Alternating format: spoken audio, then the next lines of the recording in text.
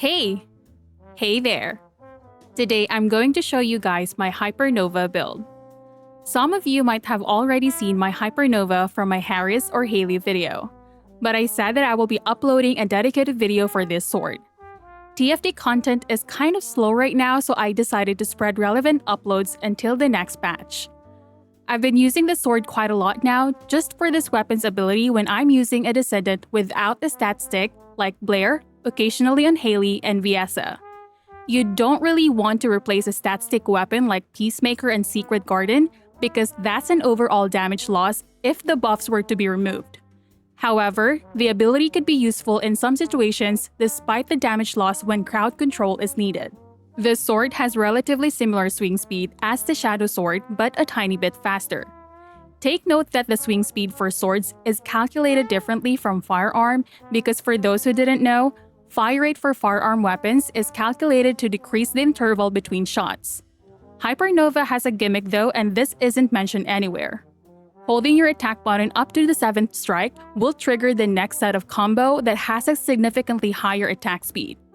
This actually makes this sword a better DPS sword than the Shadow if you plan to use this for slashing. The ability is also very straightforward. It basically works similar to how a Life Extraction Grenade works, but with the bonus initial hit damage, DOT damage, and burst damage depending on active duration when retrieving the weapon. This does not out DPS this weapon's normal attacks, but the ability gives certain Descendants a pocket traction grenade that pulls enemies towards the center for crowd control.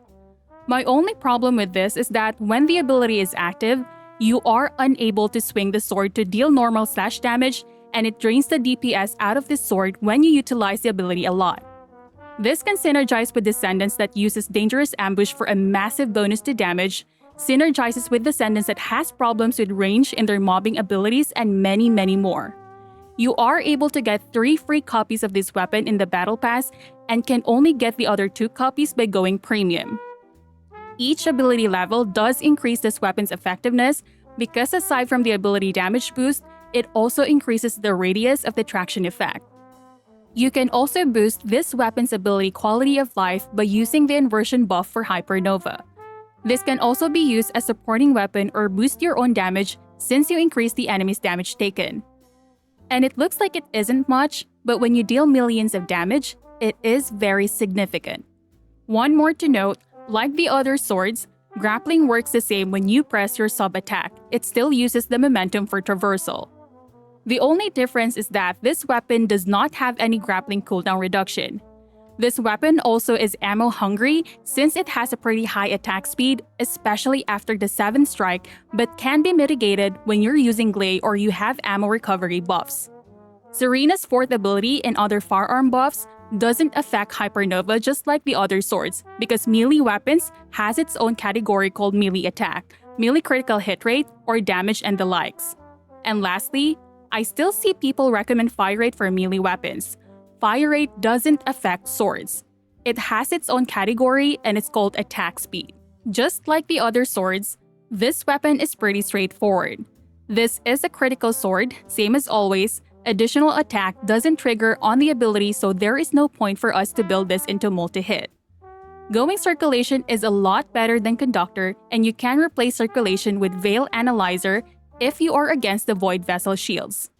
You only need 138.5% critical hit rate modifier to reach 100% critical hit rate, so if you have a gold roll on your core, no need critical hit rate on readjustments. This is the standard build if you want to use this weapon for slashing. However, personally, I would rather use this weapon as a stat stick for crowd control, and since we won't be using this weapon for slashing, attack speed isn't really needed.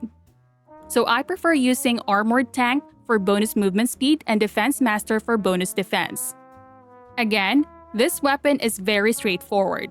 There's no hidden gimmick aside from the bonus attack speed after the 7th strike, and generally, this weapon is good in a lot of cases, especially in Void Erosion Purge. That's it for the video, guys. For now, I'll see you in the next one. Bye!